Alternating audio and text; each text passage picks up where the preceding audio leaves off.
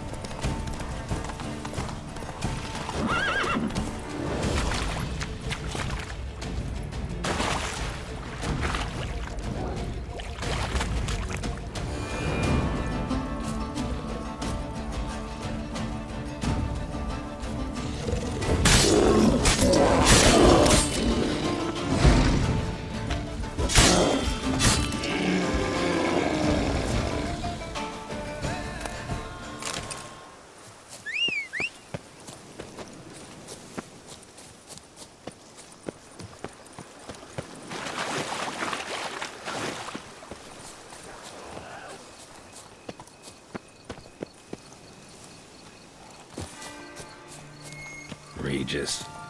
Couldn't have picked some other place to meet.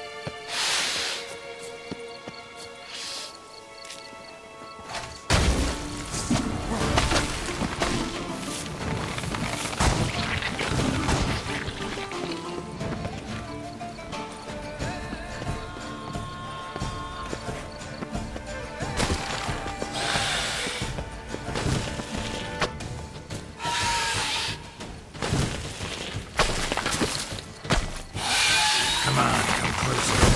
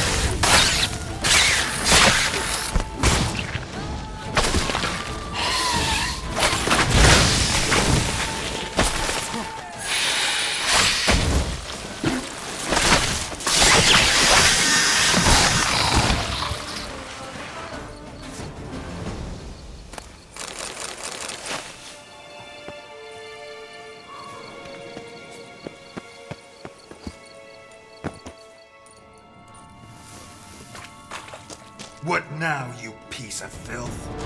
Kikimores. And victuals aplenty around here.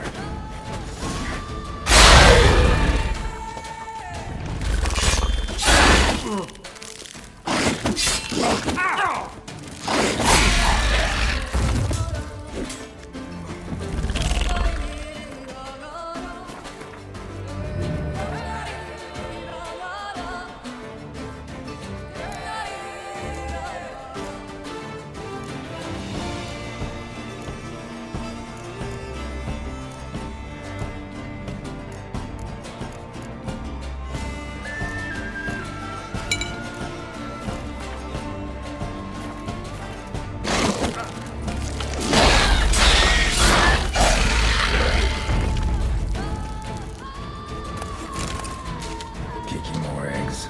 Need to incinerate these to ash.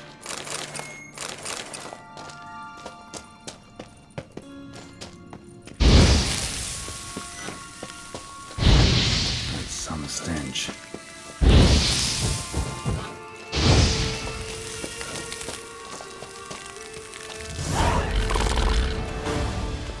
Great.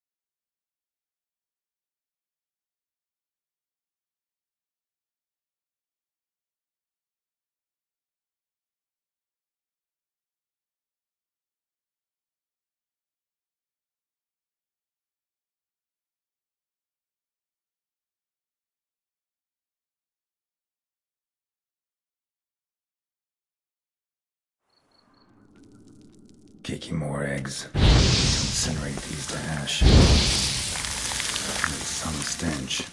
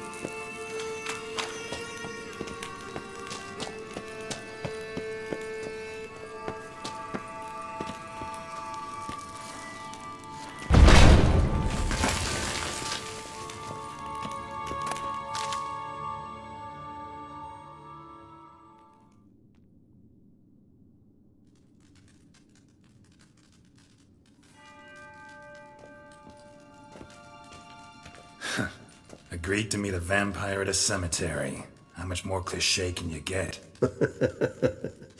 Nothing comes readily to mind, though we did not meet so I could prove how very original I am. True enough.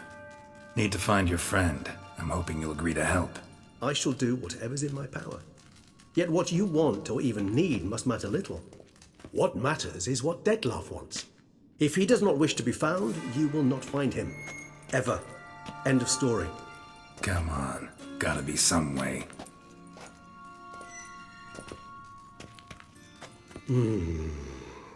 Vampires can evade detection by the senses, and no divination magic works on us. Even the most precise megascope would be useless. And this? Could this help? Wherever did you get that?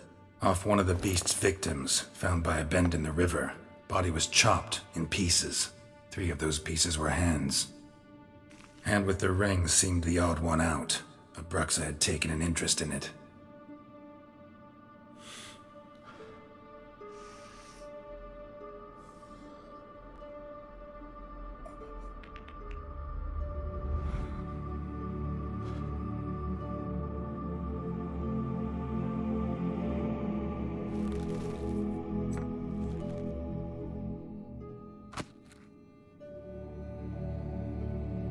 It's Dettlaff's hand, without a doubt. It will do splendidly.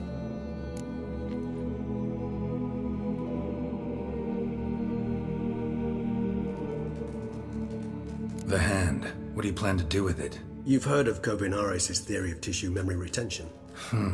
Rings a distant bell. Read about it in Alchemia Oblitera. There's a copy at Kaer Morhen, tattered, nearly disintegrated. But if memory serves, Kovinaris never managed to prove it worked. He did prove it, just never managed to publish his findings. He and I corresponded, you see, after we became friends. Thus, I know he completed his research and performed the first tests. It's complicated, so without delving into details, it is possible to use any piece of tissue to reconstruct what a whole body experienced. How's it work? We need any special equipment? We must brew a decoction which Kovinaris gave a rather poetic name. Resonance.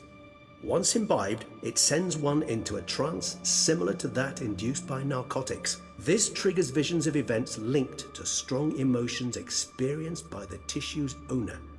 Picture it as dreaming a fragment of someone's life. Any chance we might see what Dettlaff was doing just before he lost his hand? Indeed. Though I also hope resonance will reveal the location of Dettlaff's hideout. Ring's pretty intriguing. Made of no metal I've ever seen. And the ornamentation. It comes from our home, where we lived before the conjunction of spheres. It's actually mine. I received it from a dear old friend. You might call him a humanist. He saw us vampires as guests here, guests who owe their hosts, meaning you humans and the elder races, respect. Respect? Meaning not to treat us like cattle to be slaughtered for food. Precisely. And the reason why I, in turn, gave it to Dettlaff. To remind him of the ideals my old friend championed. Can't you just summon Dettlaff? You're both higher vampires, there's gotta be a way. If I'm to be entirely candid, there is indeed one. But believe me, we will be better off never availing ourselves of it. It is a last resort. Absolutely. Last resort? The hell? Why? There is a being who can summon Dettlaff.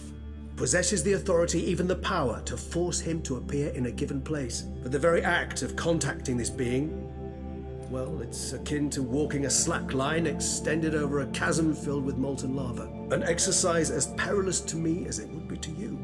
A risk I'm unwilling to take. I beg you, let's do it my way. It will be both quicker and easier.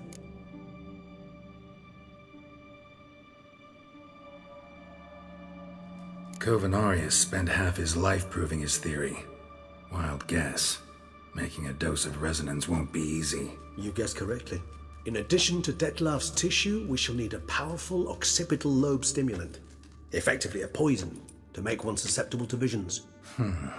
Well, got a few ingredients to choose from. Unfortunately, all are pretty rare. There's Mamoon glands, but closest ones I know of are in Vizima.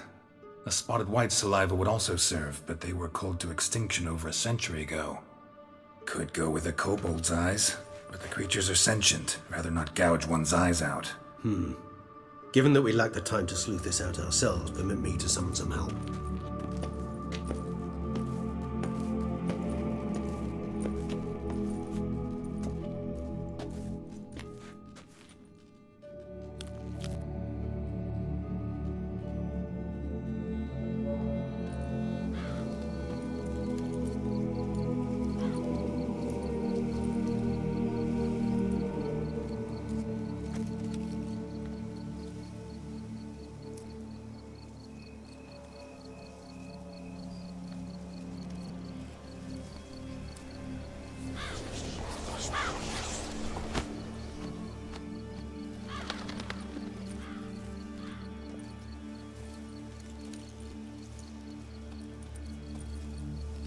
What was that? A raven? Rather a common sight at this latitude. Very intelligent fowl. I asked him to look for the creatures you mentioned. Him and his brethren. Perhaps they'll find one in the area, and I would hazard that a flock of ravens will spy any said creature faster than a solitary witcher would. With all due respect to your skills, my friend. It will take them some time, nonetheless. So, perhaps you'd care for a snifter of mandrake.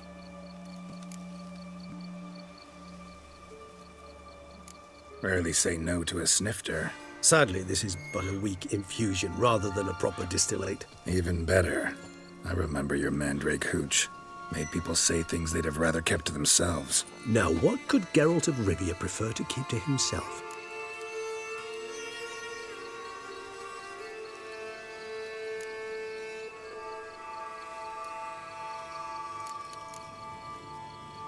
So, think you've set a nice little trap for me? Sorry. Want to get me to confess? Gonna have to try harder. I love a challenge. In that case, my ears are cocked. What must I do? How about you get the ball rolling? Reveal one of your secrets. Vampires, intriguing creatures, must lead fascinating lives. Anything in particular interest you?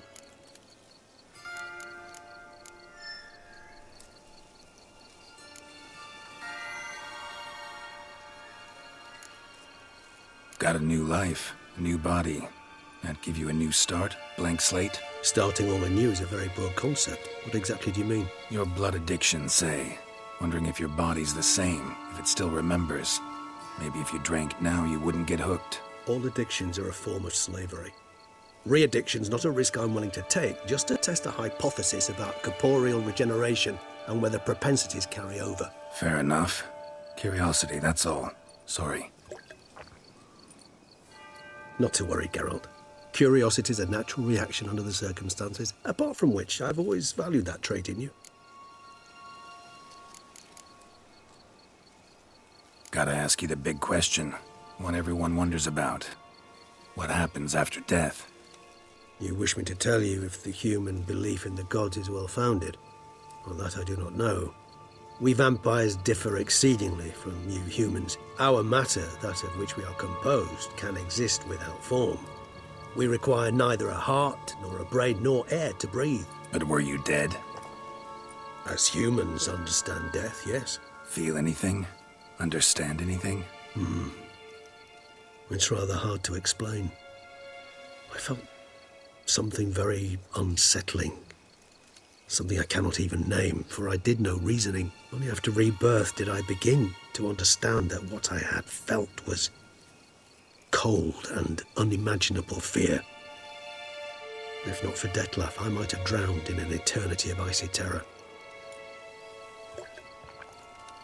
Can't have been alive then. Sheesh, experience like that must be vicious. Indeed, it's hard to compare to anything I know. Yet you are aware we don't see death as you do. The way you cling to life, we find it entirely peculiar. You are mortals, ergo it's a foregone conclusion. You will die. It's but a question of time. Thus, I often find myself wondering why you try so very hard. To die at 20 years, 40, even 100, what's the difference? They're all but the blink of an eye. Depends on your point of view. Man who's got 1,000,000 crowns to spend can't possibly understand one who's only got 20. Very true. One's outlook can indeed change much.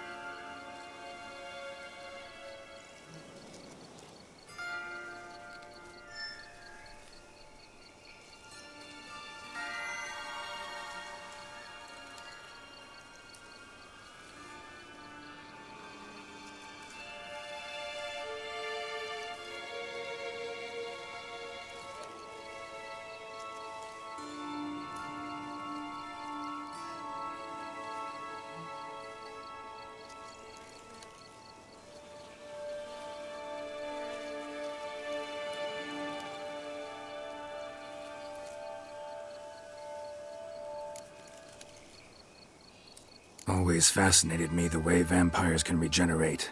A hand growing back is one thing, but Dettlaff recreating you out of a wet smear? Something else entirely. A difficult and laborious process, but one that's possible, as my presence proves. But I've heard you too had quite the adventure. They say you lost your memory. For a bit, but Triss helped me get it back. Actually, pretty damn lucky I only had amnesia. Yes, you humans are rather buggered in those terms. To strip you of life is, well, it's just plain easy. I've always pitied you in that regard. We vampires are much harder nuts to crack. If a member of another race kills one of us, we can be reborn with a living higher vampire's help. However, if one of our own strikes the deadly blow, death is permanent. There can be no rebirth. One of the chief reasons why vampires long ago swore never to fight one another.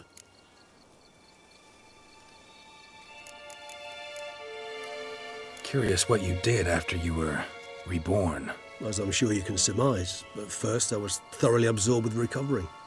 As it is, I've still not recovered completely. Yet I was so weak the first year that I could not stand nor move on my own. Dettlaff bore my weakness bravely, showed great patience. If not for him, I wouldn't be here, and I'd have regenerated far slower.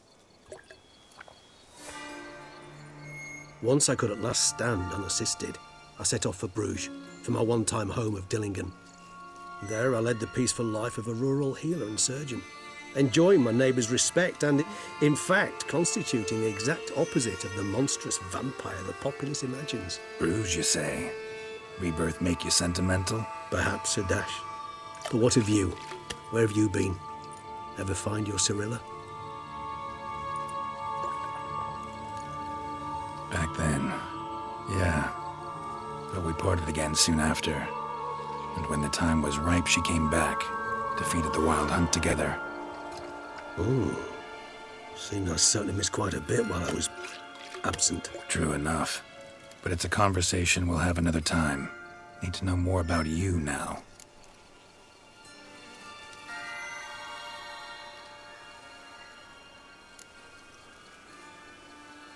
All right, give you one question.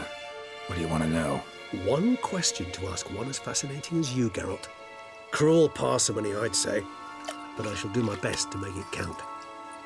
If you were to die and be reborn as I was, in your new life, would you choose to be a Witcher?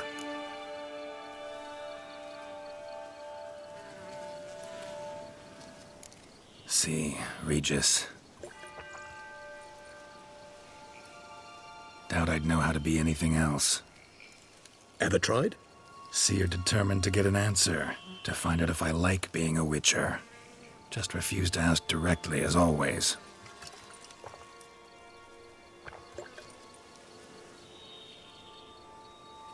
I like being on the path. I like picking up a lead, a trail. I like the tension right before a fight. And nothing gets my adrenaline flowing like battling a beast. Even gotten used to people treating me like a freak, an outcast. Yeah, not something I think about much, but I like being a Witcher. Thank you for being honest. Honesty is an attribute of the truly brave, and thus a privilege of the very few.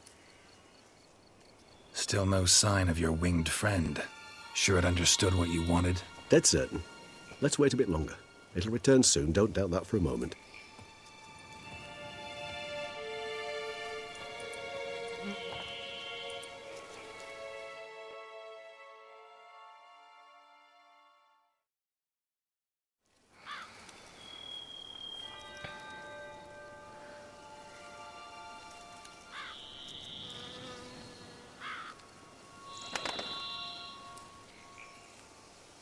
Ever vigilant, even in his sleep. Quite vampire-like, in fact. Are you absolutely certain they don't administer a few of our genes during the trial of the grasses?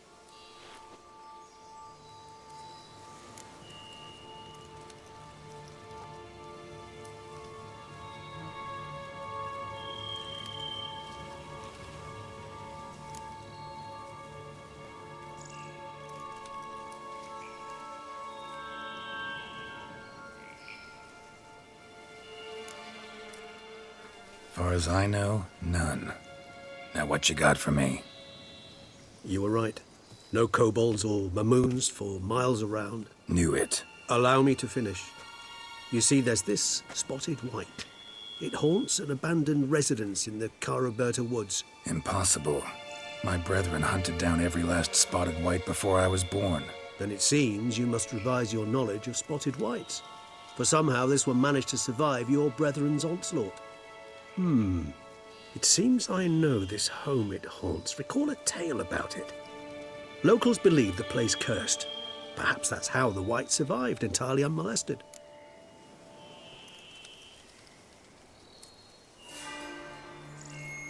Know anything else about this curse? I don't recall much in particular. Really don't attach much importance to such things.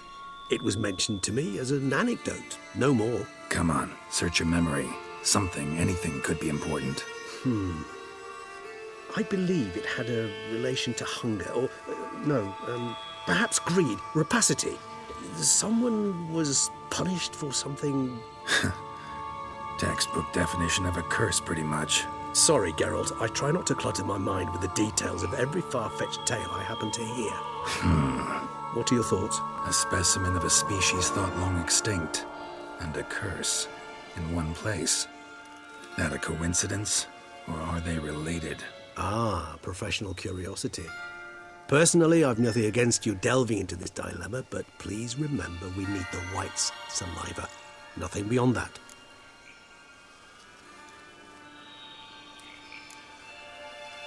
Whites rarely appear in the woods, even less likely to find them in abandoned human homes. They inhabit remote wildernesses, old abandoned cemeteries. What's your point? This might not be a spotted white after all. Your little helper might have made a mistake. I sincerely doubt it. Ravens are devilishly intelligent creatures, and they've highly developed observational skills. What exactly did they observe? The area around the estate, it's covered in spoons. Spoons? Spare me the skeptical smile. I'm but the bearer of this news. Or perhaps this spotted white is a hoarder. Or the spoons are somehow related to the curse. Let's do this. Start making your decoction while I go get some saliva from that white. Uses it in its brews. Do you imagine the white will simply sell you some? Worst case scenario, I'll bring you its salivary glands. They ought to do as well. For a moment there, I imagined you asking the white to spit into a vial. Quite amusing as a thought, but the salivary glands will do fine indeed. So, see you later. Yes, till later. I shall start by perusing some tomes. Tomes? Thought you were gonna make this decoction. We require one last ingredient. Alas, obtaining it could prove a trifle toilsome. Thus, I hope to identify a suitable alternative. All right. Good luck. And to you, my friend.